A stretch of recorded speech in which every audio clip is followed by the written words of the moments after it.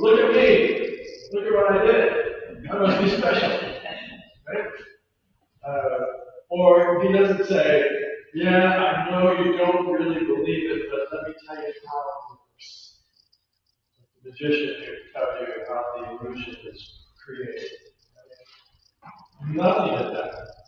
He shows up, and what he talks about is a different way of being together than what was before. And interestingly, given all the energy that goes into telling the passions, right? All the ways in which he was betrayed, denied, and abandoned, and ridiculed, and finally executed, all of that energy is as nothing. And there's no little conversation of, well, yeah, I'll sit down with John or I'll sit down with Peter. We'll have a little tete-a-tete about what it was really like. What did you have on your mind? So how were those 3 days? All that kind of stuff, right? Nothing. The only thing that comes to me is that Jesus says, all that conflict that has so absorbed your attention, it's consumed your life, that is all false. Now, that's a magnificent message, right? In Mark, the resurrection is simply this unbelievable, earth-shattering, earth-shaking experience. Right? And it's so earth-shaking that there aren't really words to follow. So Mark just wants you to know everything has been upended by this one event.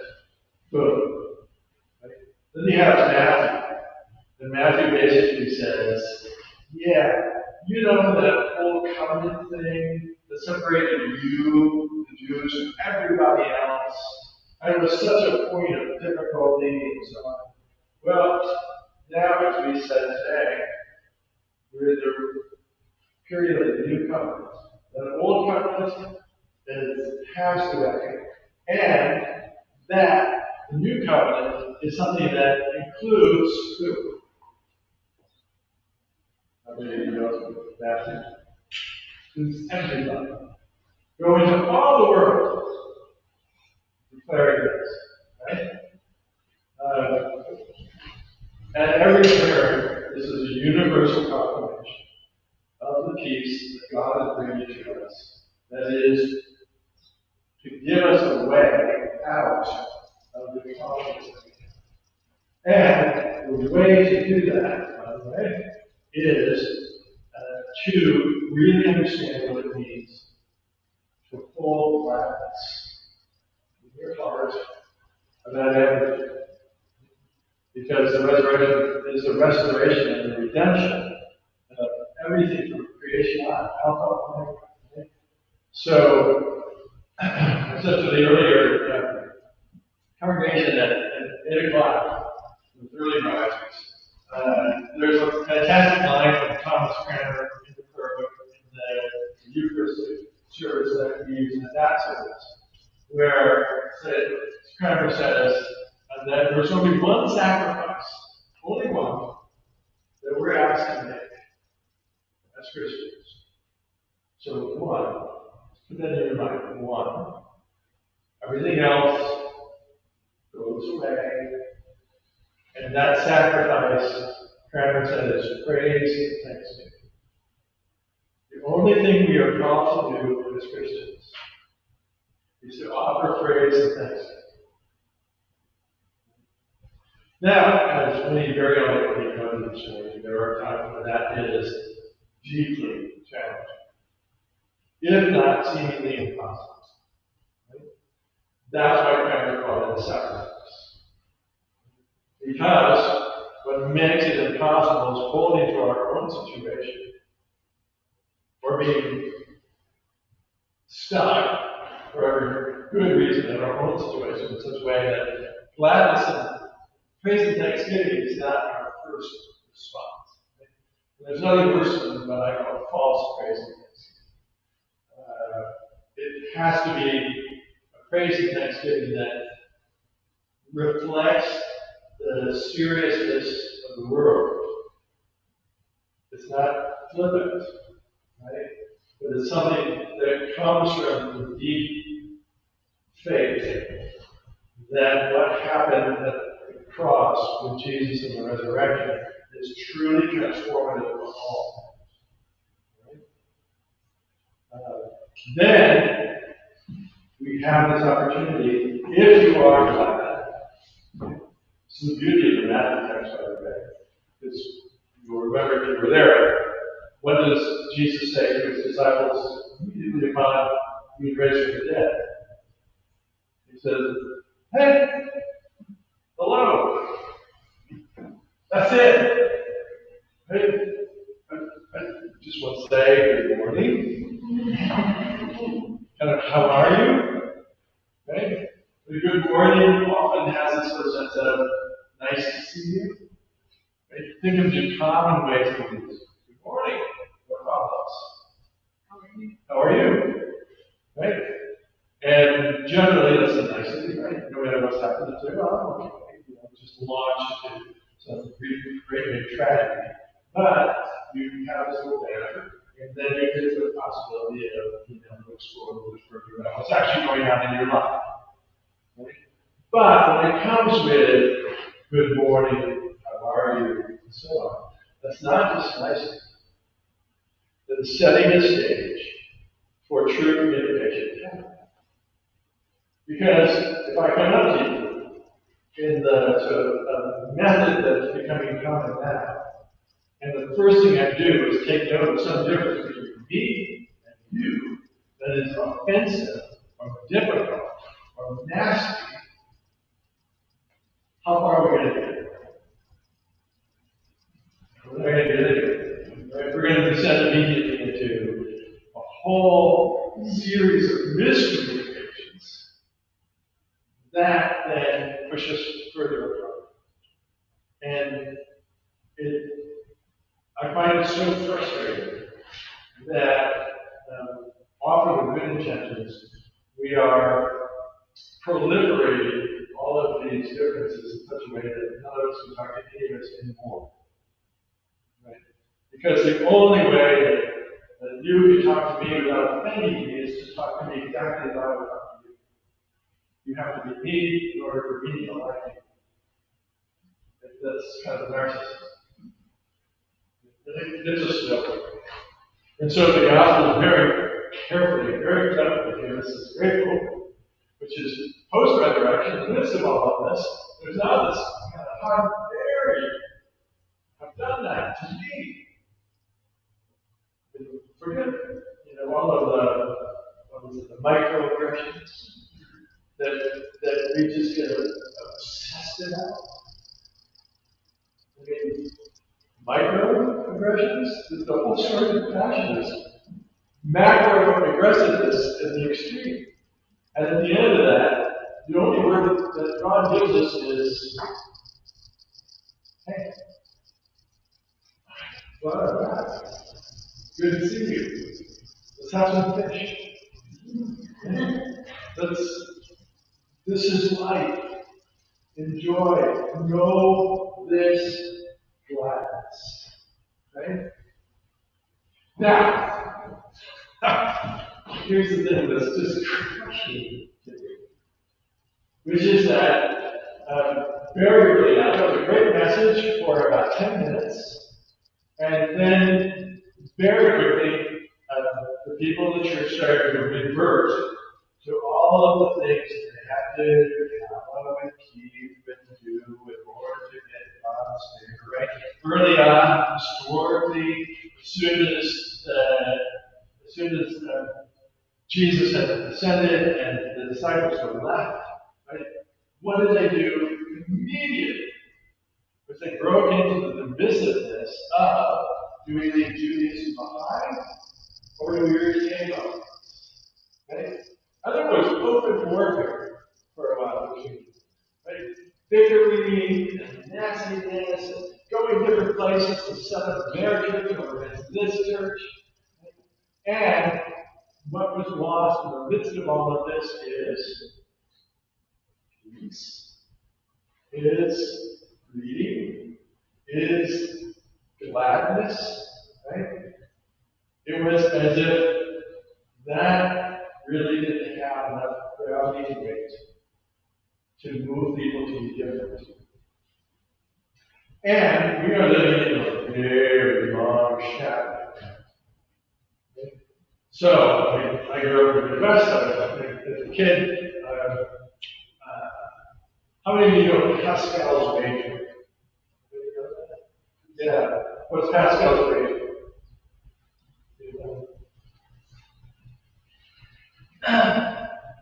He says that because of believing in God, if God doesn't exist, is trivial versus not believing in God, and God doesn't exist. Giving it a cost, and believing in God exists, and God doesn't exist. Yeah. Why did I say that when I was a kid? It's like, whew, wait, here's the deal. If you believe, and if you do what the church says, you get to that belief, then there's a possibility that the resurrection may have actually happened, and if it did, you'll be included and moved it like a last pretty good bet to make, right? Church, get to the collection, live kind of a moral life, you say you believe, wow, at the end of that, you get this great gift, reward, right? And if you don't, right, the opposite side of that is, if you don't pay attention, if you're not a Christian, if you don't do these things, then, well, what's going to happen? What's great? Well, Sally, you're going to burn it down. Yeah, right. And it's this sordid down things hanging over all of our heads, right? And the church supports it. The church says you have to do certain things in order to get this, right?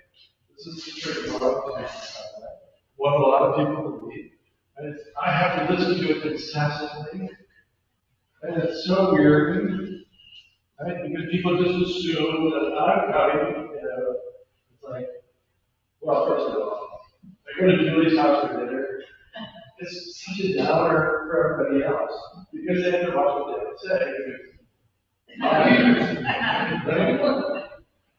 And, so I watch your life as the representative of the gladness of God, bringing peace to everyone, and everybody looks at me and says, oh, you're just the skunk of the garden. Nobody wants to come because now we have to conform to what? Right? Well, I don't know. It's just a whole bunch of imagined stuff that we think, and suddenly, more likely it's pretty hard. And about 20 years ago, I went to the chest. I always think that it's a chest. There was a cartoon of a man just looking at a lamp, a floor lamp. And there's a little bubble above the lamp. And it says, "Geez, I'm sorry." And below, it says, "The man who can extract guilt from a floor lamp." And it's like, yeah, that's a sacrifice I have to make. Because that's what people think I bring with me. Right? And the reality of the message of the gospel. I really want you to hear this because it's so hard for us to accept. And I would say, accepting the reality of the resurrection is easy in comparison to this. Okay? The real message of the gospel is that God is at peace with you, no matter what.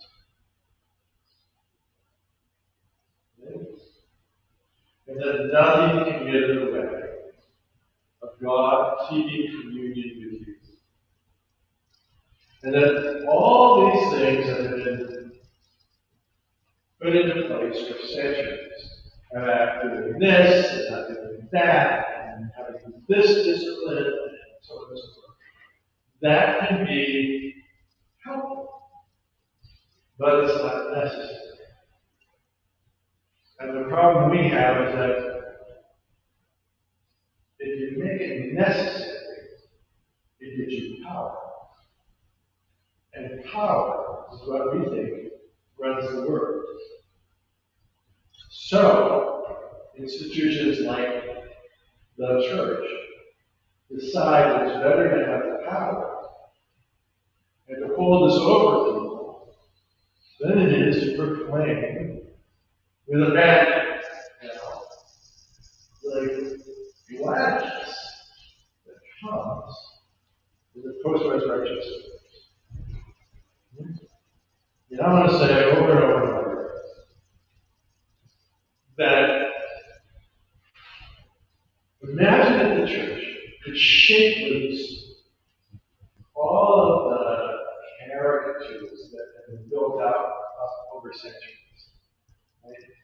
And imagine if people thought that this was a place where you could go and you could recognize that darkness that even takes account of the most difficult things in life, holds there. By sheer accident, including tragedy. Right? If you listen to the words that were said in the liturgy today, between baptism and what happens there, and the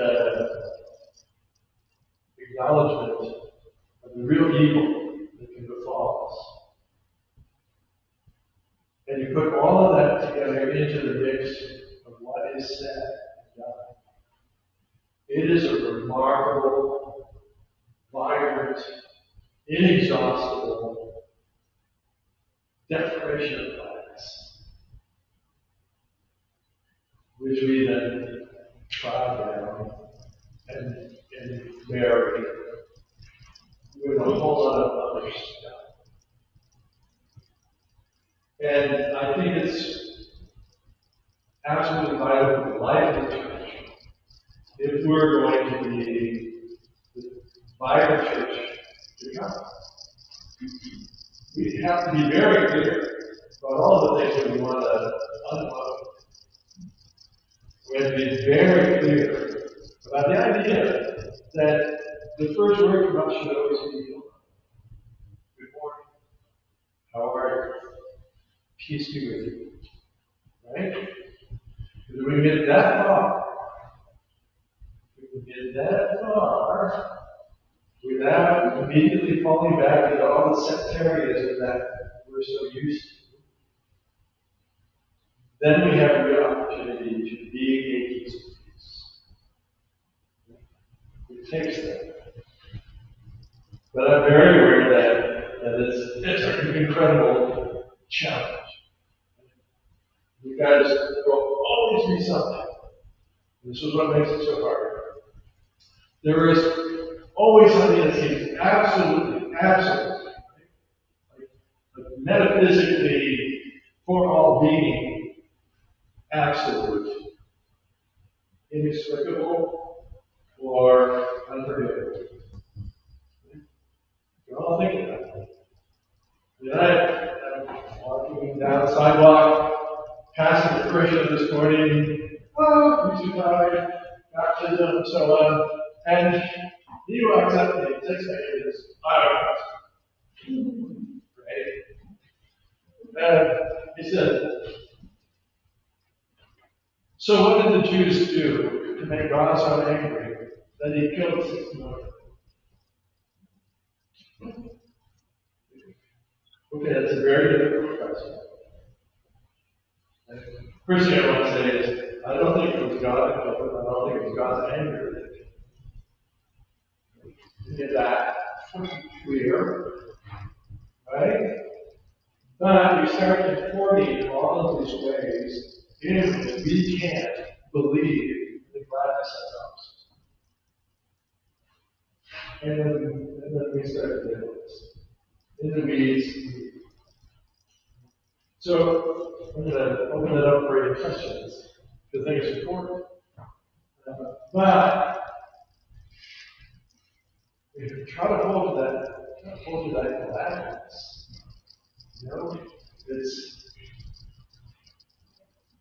I was laughing because I was thinking about Easter and so on. Some of you may remember, there used to be a whole series of ads that, after the Super Bowl, we'd run up to Tom Brady and say, Tom Brady, you just won your 47th Super Bowl. What are you going to do? Go to Disney World, right? And it's like, pardon me, but it would be great if the gospel said, Jesus, you just raised from the dead. What are you going to do? Go to Disney World. Dang. There's never that conversation. It's not really about the raising from the dead. The raising from the dead makes possible the real deal, which is coming to peace that comprehensive, right? From the beginning to the end. And that we regard that as the How did you answer that, Joe, who asked you the question? That's at the end of the question. I mean, it was kind of like, 15 seconds that you're kind of talking. I said, well, first of all, it says, listen to God because, and I said, that's exactly the impulse that creates the things that lead us to. We win, if you look at the coverage of things in Ukraine. As this war has gone on, there have been more and more and more utterly horrible incidences, first of all. This is what happens. That the enemy no longer has any humanity. That's why baptism and those promises we make are important. That's why the command to love your enemy is important. We don't go into that. And there has to be a way for us to hold fast to this other kind of divine gladness. Think of resurrection this way. After all that, in the passion, after the downright shitty stuff, over and over and over and over and over, at every turn, despicable. God doesn't come back in the resurrection to say, there were a couple of you who kind of deserve a little bit of credit, so I'm going to help you out.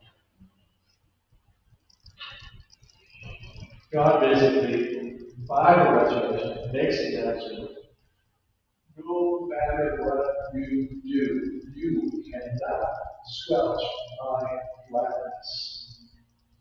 Showing creation, and redemption, and salvation. No matter what you do. And if anybody wants to be humanitarian, should that be the lead of our thoughts? As Christians, we can do that.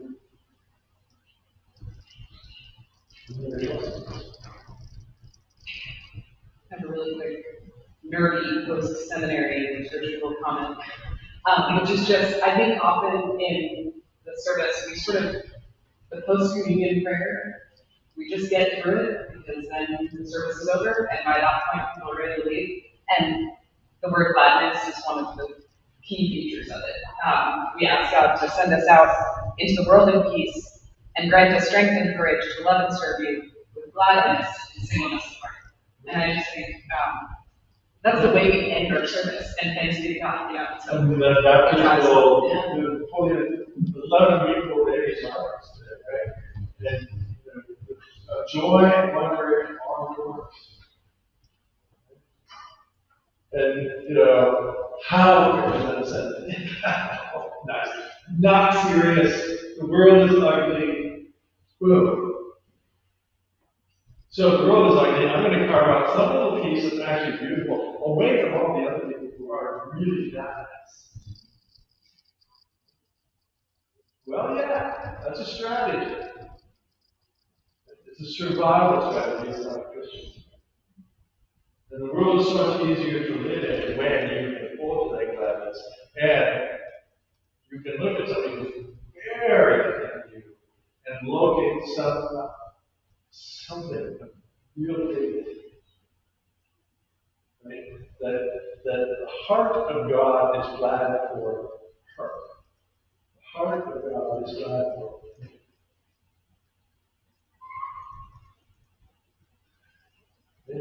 And, that doesn't work apart from God. That doesn't work just on the side. You need to have the church. You need to have the recitation of the liturgy. You need to have faith and belief.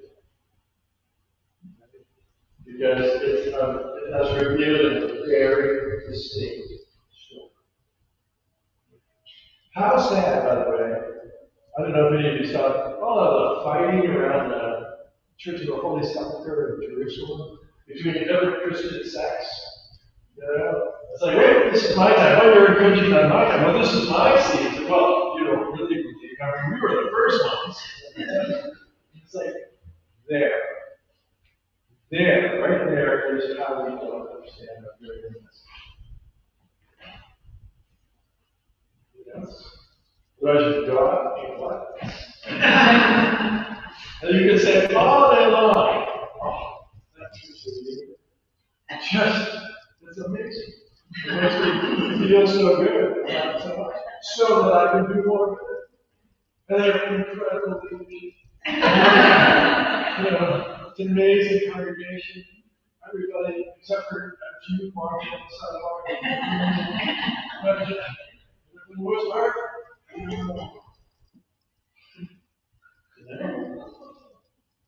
just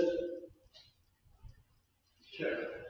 I know my inclination on many days is the alarm goes off, I do what I have to do, eat dog. And then as soon as I have a moment, there's open the computer, open the phone, open the mail, and just be greeted by all the difficulties of the day.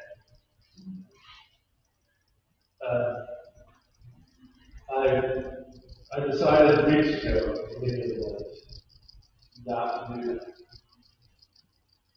At least I have to give myself time to find something that I hadn't found the day before, to be profoundly glad about. Good time for that. Everything out there is changing every day. Flowers, gorgeous. People who arrange flowers, even better. Okay? There's so much to take in. There's so much amazing complexity. So, it's like, let yourself wonder for 10 minutes. Wonder first. Let the world be beautiful. Let your soul be glad. And then you can work through everything. So thank you.